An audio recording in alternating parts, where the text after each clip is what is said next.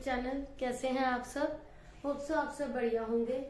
So students, in our last class we have started the chapter of planning में मैंने आपको बताया कि this is the basic first important function of management, जो कि बिल्कुल बेस प्रोवाइड करता है, फॉरमोस्ट फंक्शन है। इसकी इम्पोर्टेंस क्या है, इसके फीचर्स क्या है। आफ्टर दैट अब हम करेंगे आज बच्चों की प्लानिंग प्रोसेस क्या है। प्लानिंग प्रोसेस में फर्स्ट आता है आप डिफरेंट ऑल्टरनेटिव्स को सेट करते हैं। क्यों सेट करते हैं? For achieving organizational objectives. अपने ऑब्जेक्टिव्स को अचीव करने के लिए हम डिफरेंट ऑल्टरनेटिव्स देखते हैं एंड देन हम ये देखते हैं कि उनमें से बेस्ट वन कौन सा है, उसे हम चूज करते हैं, डिसीजन लेते हैं। तो आज का जो टॉपिक है that is planning process which involves decision making. Planning process, कोई भी टास्क अगर परफॉर्म करना है मैनेजर्स को किसी भी लेवल पर, जो ऑल लेवल्स पर करना होता है, planning is very pervasive, it is dynamic, मैंने आपको बताया था। तो यहाँ पर जो फर्स्ट आता है इसके अंदर that is setting up of the objectives. मतलब इनिशियली हमारा कोई पर्पस होना चाहिए जिसके लिए आप प्लानिंग कर रहे हो। First of all we need to set up the objectives, targets of the firm. Setting up of objectives, objectives are the targets. First step is कि फर्म को सबसे पहले अपने टारगेट्स, ऑब्जेक्टिव्स को डिफाइन करना है। प्रोसीजर्स क्या है फर्म के, मेथड्स क्या है उन ऑब्जेक्टिव्स को अचीव करने के लिए। इट इज वेरी बेसिक कि मैनेजर्स जो है they set up very clearly जो फर्म को अचीव करने हैं एंड फिजिकल फाइनेंशियल रिसोर्सेज क्या अवेलेबल है। Managers prefer to set up goals, इस टाइप से गोल सेटअप होने चाहिए which can be achieved quickly and clearly. And उसके लिए मैनेजमेंट के पास फिजिकल एंड फाइनेंशियल रिसोर्सेज क्या अवेलेबल है ये भी पता होना चाहिए। लेकर चलते हैं regarding future, developing premises. There are some assumptions which we need to take regarding future, क्योंकि कुछ भी जो है वो सर्टेन नहीं है, एवरीथिंग इज अनसर्टेन। स्टिल हम जो प्लानिंग करते हैं वो कुछ assumptions लेकर करते हैं, बिकॉज assumptions के बिना planning can not be done. Certain assumptions can be there, assumptions के बेसिस पर ही प्लानिंग की जाती है। कुछ assumptions लेके चलती है फर्म, और फर्म कहाँ से लेसन लेती है, फर्म अपने पास्ट एक्सपीरियंस के बेसिस पर सीखती है। assumptions are made on the basis of past experience and it is done for the forecasting। इसमें क्या होता है, आप फोरकास्टिंग करते हैं कि प्रोडक्ट की डिमांड कैसी होगी या कॉम्पिटिटर्स की पॉलिसी कैसी आएगी। फोरकास्टिंग इज मेड कॉम्पिटिटर की पॉलिसी के बेसिस पे हो सकता है, प्रोडक्ट की डिमांड को लेके हो सकता है। बिकॉज हम जो है प्लानिंग करते हैं अजम्पशन की बेसिस पर, वो इनमें से कोई भी फैक्टर हो सकता है कि कम्युनिटी की डिमांड कैसी होगी या कॉम्पिटिटर की पॉलिसी कैसी होगी। On the basis of that आप अजम्पशंस करते हैं, या गवर्नमेंट की टैक्स पॉलिसी कैसी होगी। पास्ट इंफॉर्मेशन को कंसीडर करते हुए हम फ्यूचर के लिए प्लानिंग करते हैं, फोरकास्टिंग करते हैं। तो this is known as developing of premises. Listing the various alternatives for achieving the objectives. अपने ऑब्जेक्टिव्स को अचीव करने के लिए आप डिफरेंट ऑल्टरनेटिव्स की एक लिस्ट प्रिपेयर करते हैं। लिस्टिंग द वेरियस ऑल्टरनेटिव्स, इसको मैं आप एक एग्जाम्पल के थ्रू एक्सप्लेन करूंगी। यहाँ पर इसका क्या मीनिंग है, listing the various alternatives for achieving the objective. जो भी ऑब्जेक्टिव्स फर्म को अचीव करने हैं, suppose there is a target of achieving sale of 1000 units. ठीक है, फर्म को एक टारगेट मिला है 1000 यूनिट्स की, 10,000 यूनिट्स की सेल करनी है। ठीक है, अब इस टारगेट को अचीव करने के लिए फर्म जो है, मैनेजर जो है, वो अपने एम्प्लॉइज को टारगेट देगा। ठीक है, फाइनेंस मैनेजर फाइनेंस अरेंज करेगा, production manager raw material arrange करेगा, सबको अकॉर्डिंगली टारगेट दिया जाएगा कि उस टारगेट को अचीव करने के लिए कि सब वर्क कैसे करेंगे। ठीक है, तो यहाँ पर आप वेरियस ऑल्टरनेटिव्स को क्या देखेंगे, अगर 1000 यूनिट्स का जो टारगेट अचीव करना है कि उसके लिए आप मार्केटिंग वाले पर स्ट्रेस देंगे या प्रोडक्शन मैनेजर को पर आप स्ट्रेस डालेंगे, उस पर आप थोड़ा प्रेशराइज करेंगे, या फाइनेंस मैनेजर को आप करेंगे कि उसे फाइनेंस टाइमली अरेंज करके देना है, या बाहर से आप कोई टीम हायर करेंगे विच इज एक्सपर्ट इन, जो आपको अच्छे से सेल्स करवा दे, मतलब क्विकली आप कोई ऐसे मार्केटर्स अरेंज करते हैं जो आपको सेल्स पॉलिसी ऑप्ट करे अच्छी सी और आपकी सेल्स इंक्रीज हो पाए। तो ऐसे बहुत सारे ऑप्शंस हैं जिनकी आप लिस्ट प्रिपेयर करेंगे कि आपको सेल्स इतना टारगेट अचीव करना है, उसके लिए आप मार्केटिंग करते हैं, एडवर्टीजमेंट कर रहे हैं, या अपना प्रॉफिट मार्जिन रिड्यूस कर रहे हैं, फाइनेंस मैनेजर देखेगा वो अपना प्रॉफिट मार्जिन रिड्यूस, मतलब आप अपने डिफरेंट ऑप्शंस की एक लिस्ट तैयार करते हैं जो डिफरेंट ऑल्टरनेटिव्स हमारे पास अवेलेबल हो सकते हैं to achieve the organizational objectives. Then is the evaluation of different alternatives. Evaluation of different alternatives. Evaluation, इसका मतलब क्या है, वैल्यूएट करना, जितने भी डिफरेंट ऑप्शंस आपने निकाले अपने टारगेट को अचीव करने के लिए, उनको इवैल्यूएट करना, मतलब उनके प्रॉस कॉन्स, पॉजिटिव नेगेटिव आप इफेक्ट्स देखेंगे।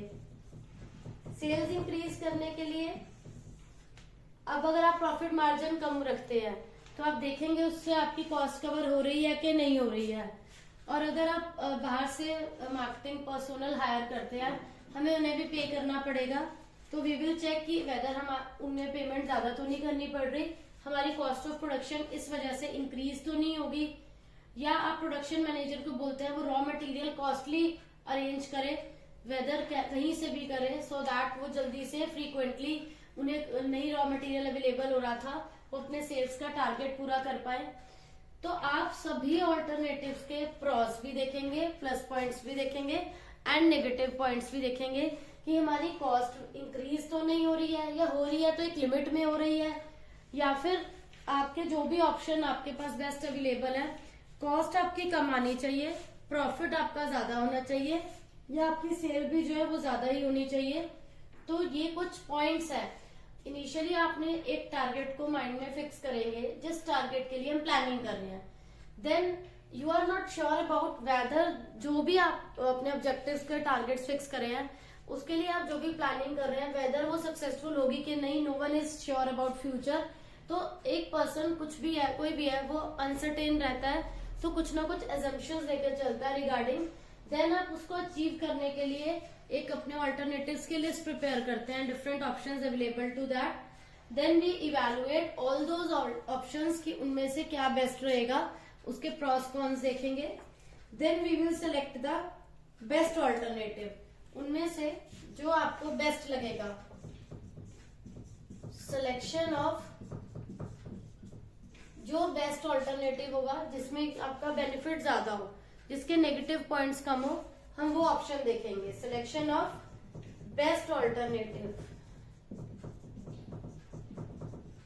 कि उनमें से बेस्ट ऑल्टरनेटिव क्या है हम उसे चूज करेंगे कि जिसमें हमारा कॉस्ट भी कम आए या आपका लॉस भी कम हो एंड आपके प्रॉफिट्स जो है वो मैक्सिमाइज हो सके। Then is the implementing the plan, implementing the plan, यहां पे मैं लिख देती हूँ इस पॉइंट को, इम्प्लीमेंटिंग द प्लान, फाइनली उस डिसीजन को आप अप्लाई करते हैं, इम्प्लीमेंट करते हैं, जो भी आपको फाइनलाइज लग रहा है, ठीक लग रहा है, सुटेबल है वो, that can be easily opted, उसमें कुछ प्रॉब्लम नहीं है, आप उसको ऑप्ट करेंगे, that is implementation of plan. जो भी आपने डिसीजन लिया है, मार्केटिंग पर्सोनल को हायर करना है या एडवर्टीजमेंट मास मीडिया से हो जाएगी, सेल्स इंक्रीज, पब्लिसिटी से हो जाएगी, and the last is the follow up.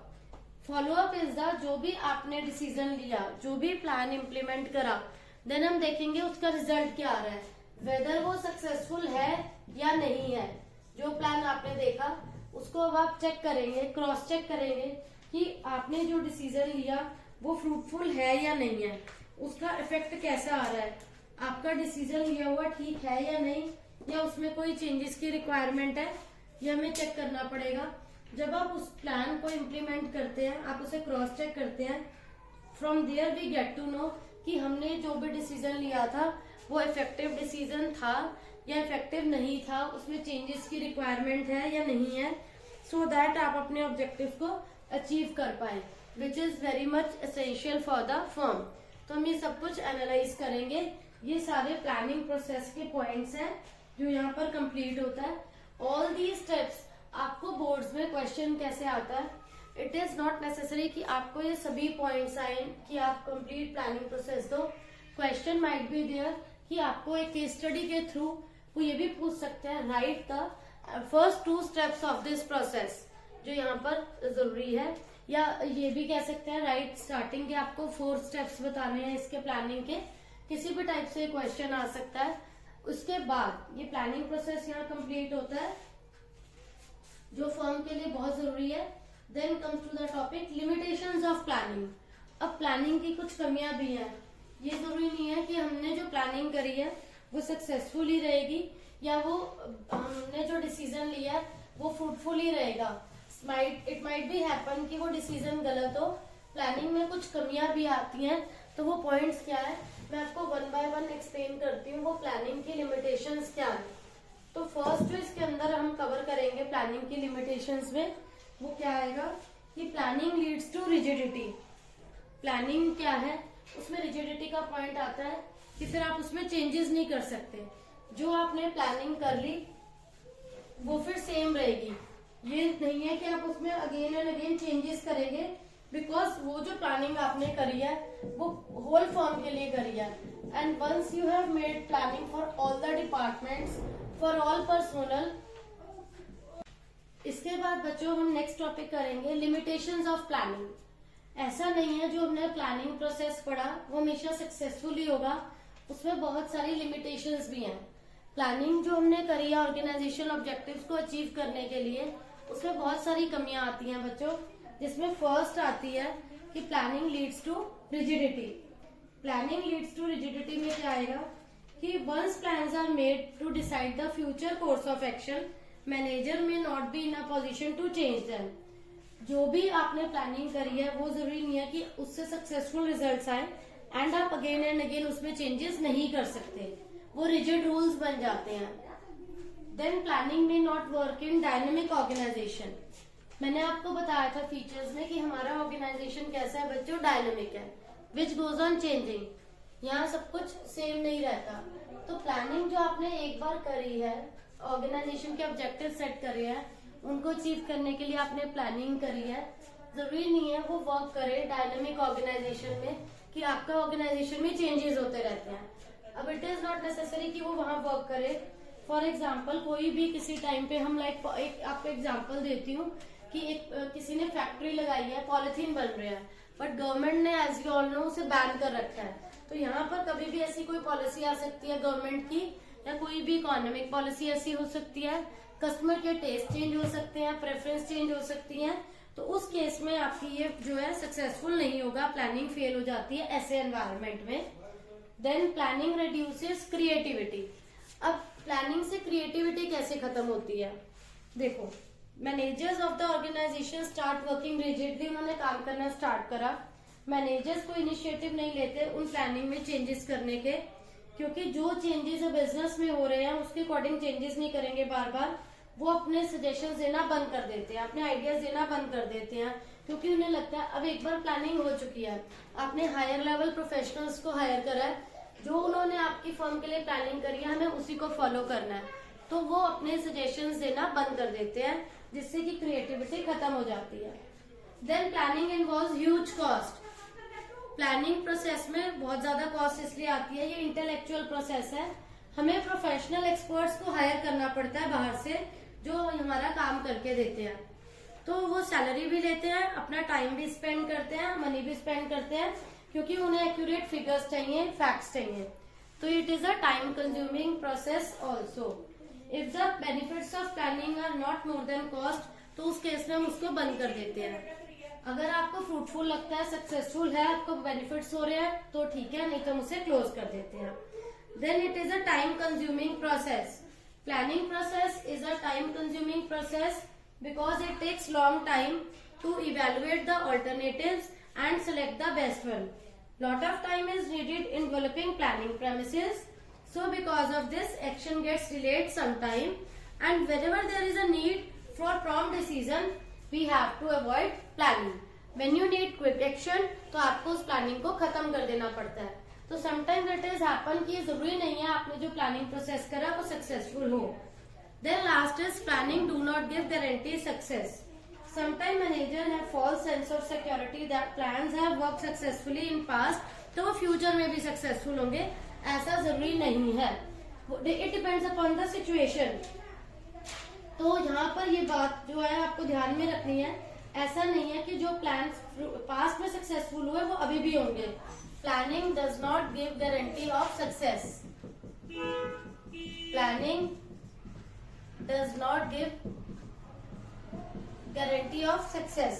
तो यहाँ पर हमें जो है वो बेस प्रोवाइड करता है गारंटी ऑफ सक्सेस। तो यहाँ पर हमें प्लानिंग चेंज करनी पड़ सकती है बिकॉज अगर वो प्लानिंग सक्सेसफुल नहीं होगी, आपको अच्छे रिजल्ट्स नहीं मिल रहे हैं, इन दैट केस हम उस प्लानिंग को खत्म कर देंगे, हम इस प्लानिंग को कंटिन्यू नहीं चलाएंगे।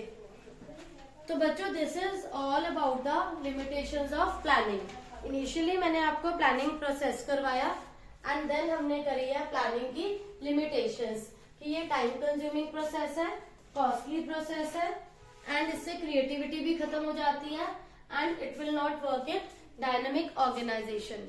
तो बच्चों लास्ट क्लास में हमने इसकी इम्पोर्टेंस भी कवर करी एंड नेचर भी करा एंड आज हमने इसकी लिमिटेशंस करी है। इसके बाद हमारा टॉपिक रह जाता है बच्चों टाइप्स ऑफ प्लानिंग का, जो हम लास्ट क्लास में करेंगे। तो होप सो बच्चों आप सबको ये टॉपिक्स क्लियर हो गए होंगे, कोई डाउट नहीं होगा। Still you are having any doubt, please ask in comment section. Thank you.